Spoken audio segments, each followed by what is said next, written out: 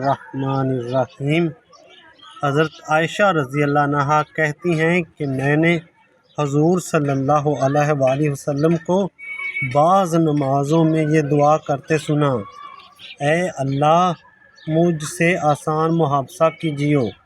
तो मैंने पूछा, ए अल्लाह के नबी सल्लल्लाहु अलैहि वसल्लम, आसान मुहासबे का मतलब क्या है?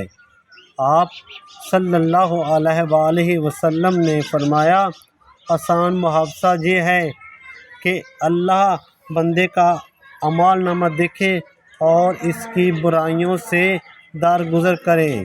फिर फरमाया, ऐ आयशा रज़ी अल्लाह अन्हा, जिसका हिसाब लेते वक्त एक एक चीज़ को खरीद की गई तो इसकी खैर नहीं।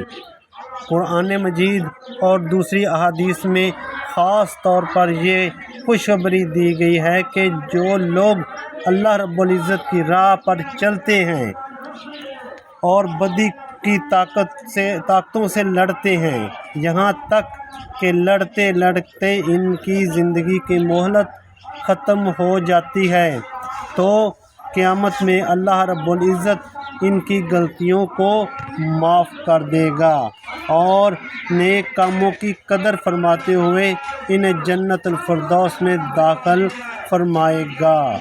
लेकिन जिस शख्स के छोटे छोटे कामों की पड़ताल और पूछताछ शुरू हो गई तो वो अज़ाब में लाज़मन मुब्तला होगा।